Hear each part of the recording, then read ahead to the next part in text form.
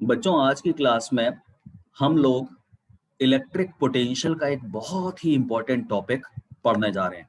We are going to discuss a very important relation between the electric field and the electric potential of the topic electric potential.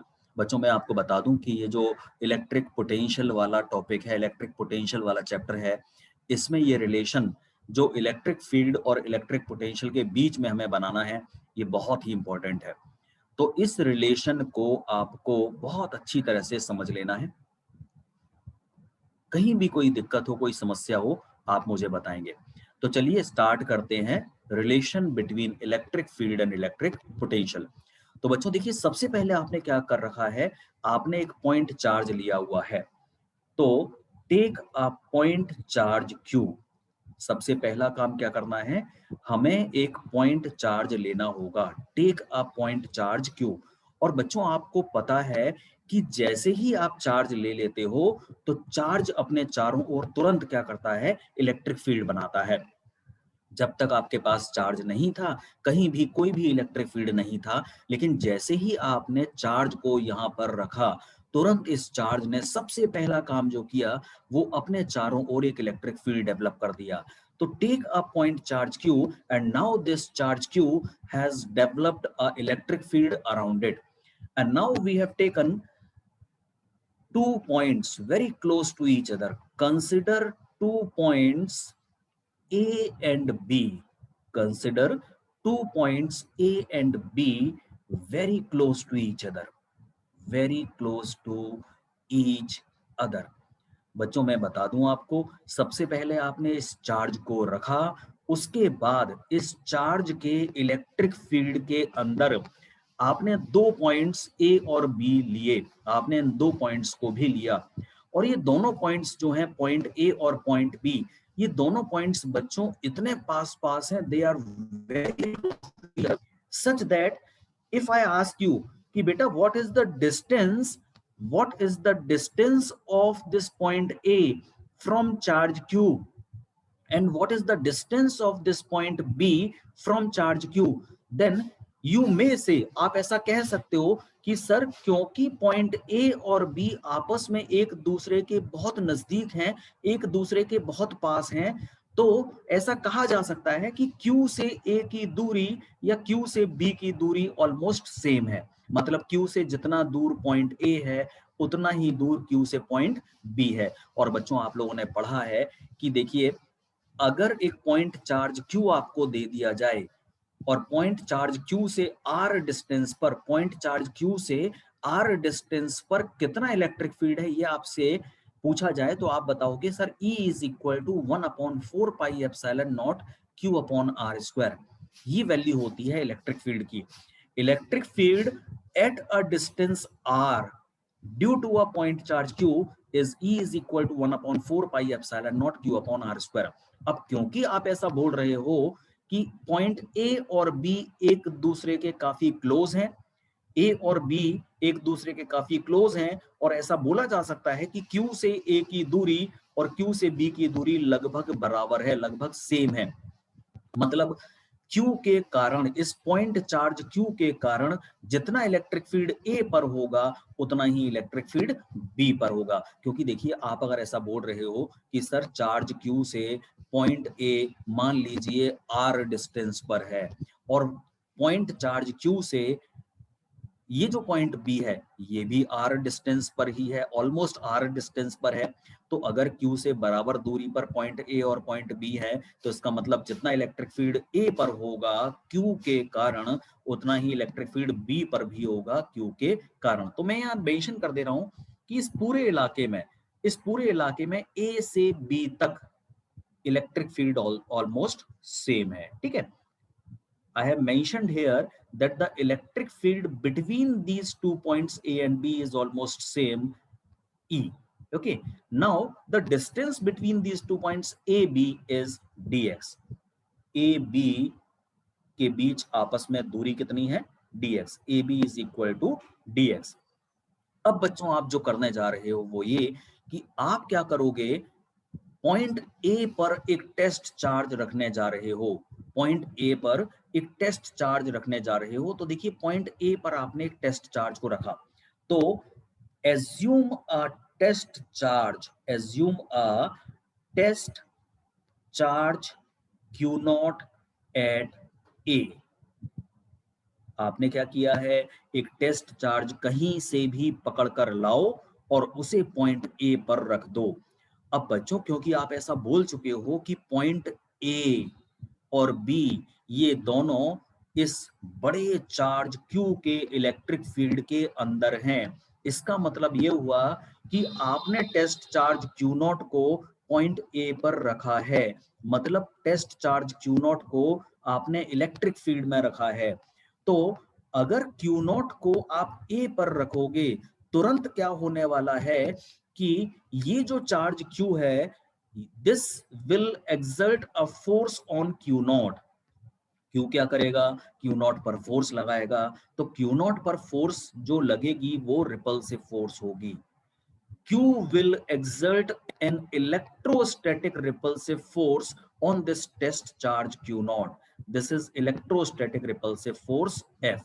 और बच्चों, electrostatic repulsive force क्या करेगी, ये Q naught को Q से दूर ले जाने की कोशिश करेगी या दूर भगाएगी। तो इसका मतलब ये हुआ कि जैसे ही आपने Q नॉट को A पर रखा, तुरंत क्या होने वाला है, Q क्या करेगा, Q नॉट पर फोर्स लगाएगा। अब इस पूरे इलाके में, in this region A B, A से बी तक के पूरे इलाके में इलेक्ट्रिक फील्ड कितना है, E। मतलब आपने टेस्ट चार्ज Q नॉट को कहां पर रखा है, इलेक्ट्रिक फील्ड में ही तो रखा है।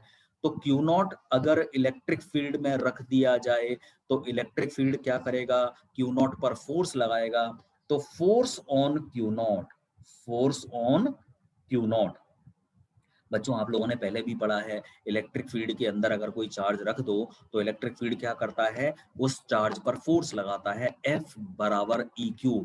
तो यहाँ Q नॉट पर कितनी फोर्स काम करने वाली है, F is equal to EQ not.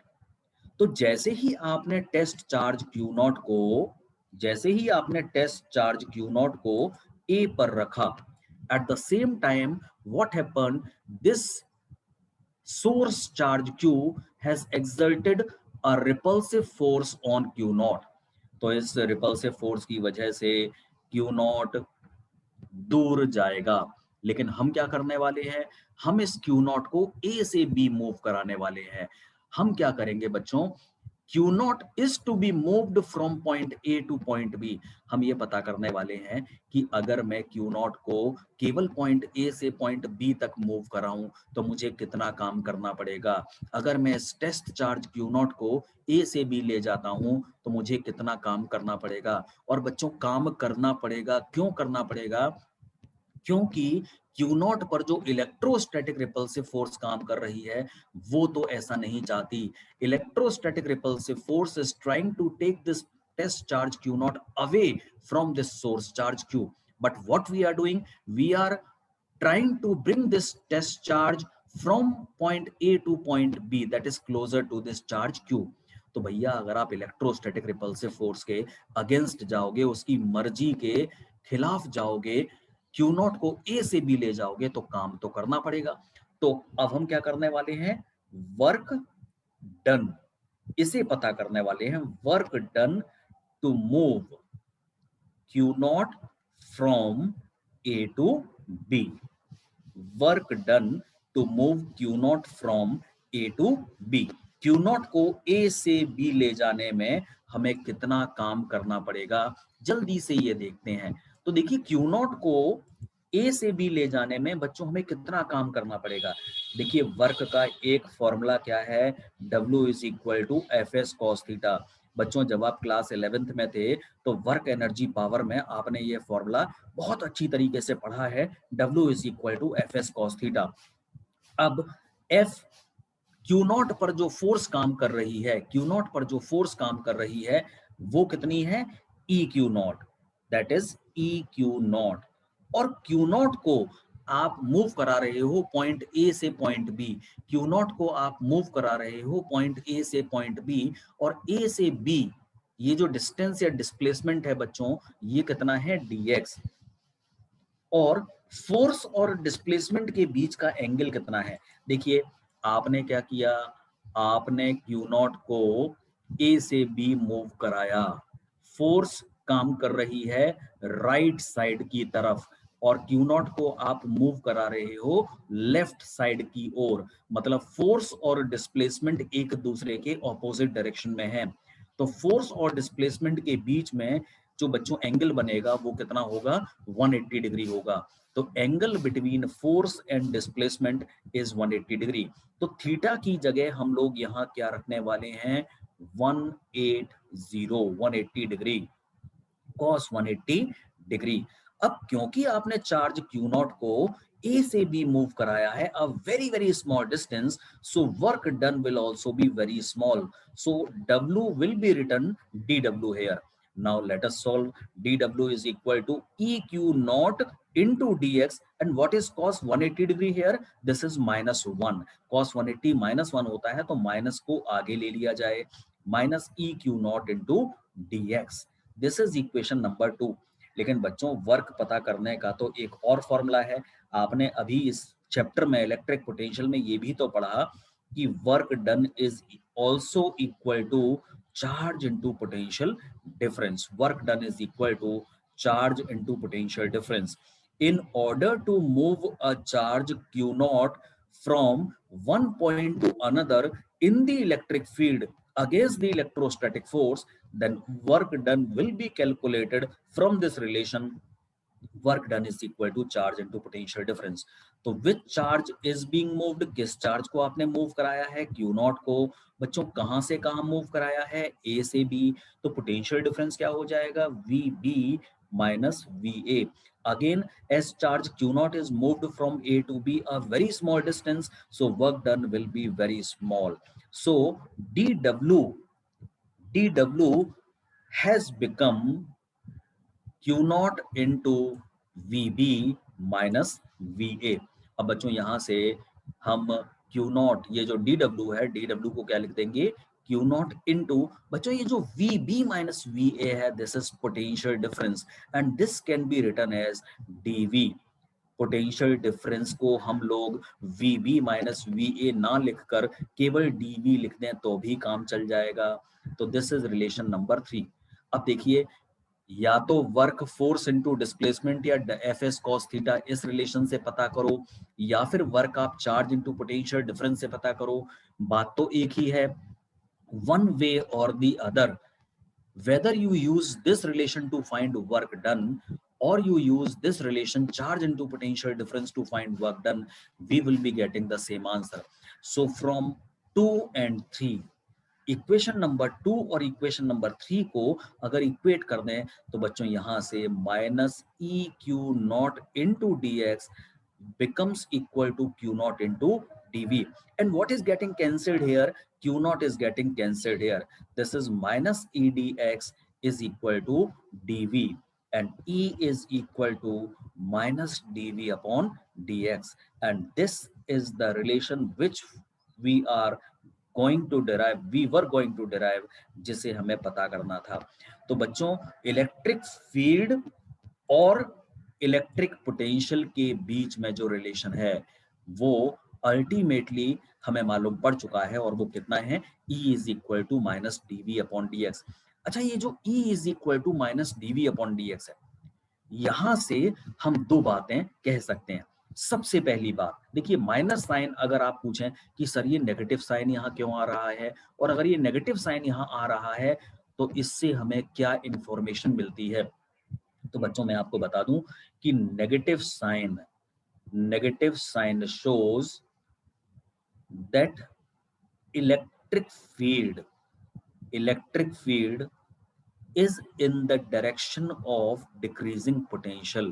Electric field is in the direction of decreasing potential. बच्चों नेगेटिव साइन ये जो यहाँ आप देख रहे हो, नेगेटिव साइन हमें ये बताता है कि जो इलेक्ट्रिक फील्ड की दिशा होती है वो डिक्रीजिंग पोटेंशियल की ओर होती है। इलेक्ट्रिक फील्ड की दिशा डिक्रीजिंग पोटेंशियल की ओर होती है। जैसे देखिए, मेरे पास दो पॉइंट्स हैं, one point is at high potential, and the other point is at low potential. अब बच्चों एक पॉइंट हाई पोटेंशियल पर है, एक पॉइंट लो पोटेंशियल पर है, तो इलेक्ट्रिक फील्ड की डायरेक्शन क्या होती है? High potential to low potential. तो direction of electric field is always towards decreasing potential. ये नेगेटिव साइन यही बताता है।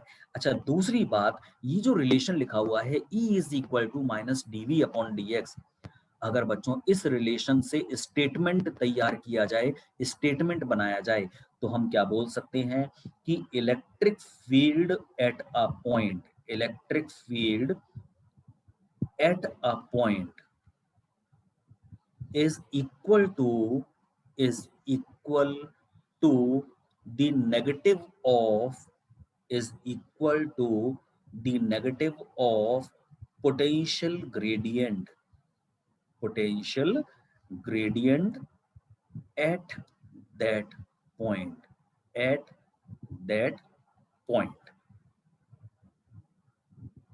तो देखिए यहाँ से E is equal to minus dv over dx relation से हमें क्या मालूम पड़ा? सबसे पहली बात और बहुत इंपॉर्टेंट बात कि नेगेटिव साइन ये बताता है कि जो इलेक्ट्रिक फील्ड की दिशा होती है, नेगेटिव साइन ये बताता है कि जो इलेक्ट्रिक फील्ड की दिशा होती है वो डिक्रीजिंग पोटेंशियल की ओर होती है। और दूसरी बात, electric field at a point is equal to the negative of potential gradient at that point.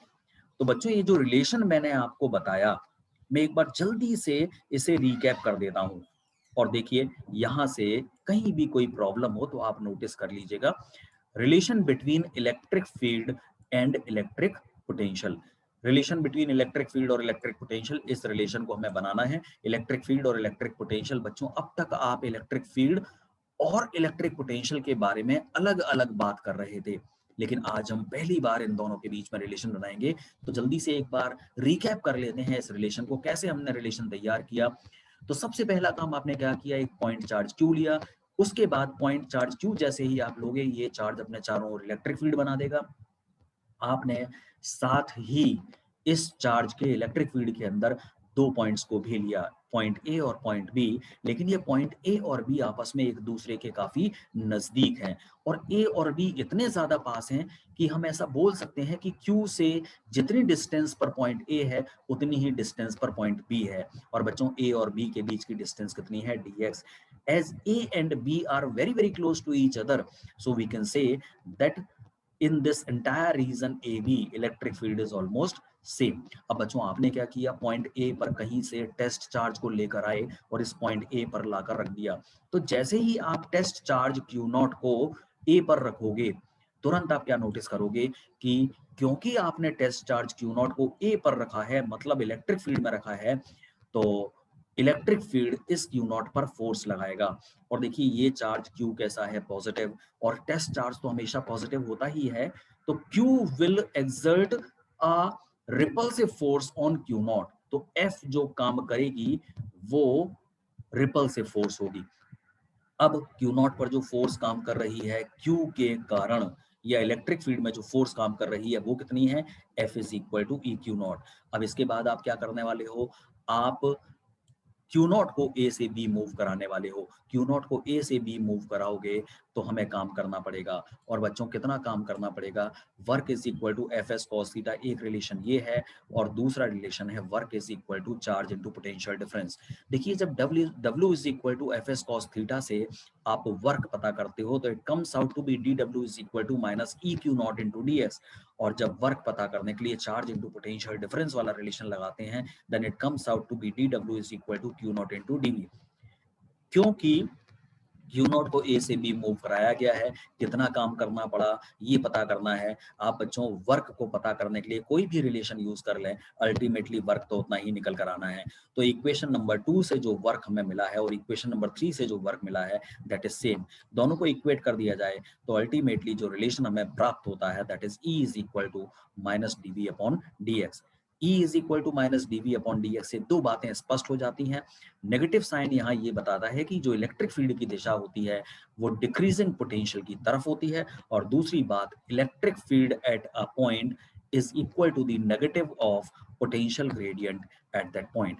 बच्चों मैं आशा करता हूं कि ये जो रिलेशन है इलेक्ट्रिक फील्ड और इलेक्ट्रिक पोटेंशियल के बीच में, ये रिलेशन आपको अच्छी तरह से समझ में आ गया होगा। Hope you have understood this relation very well. God bless you all.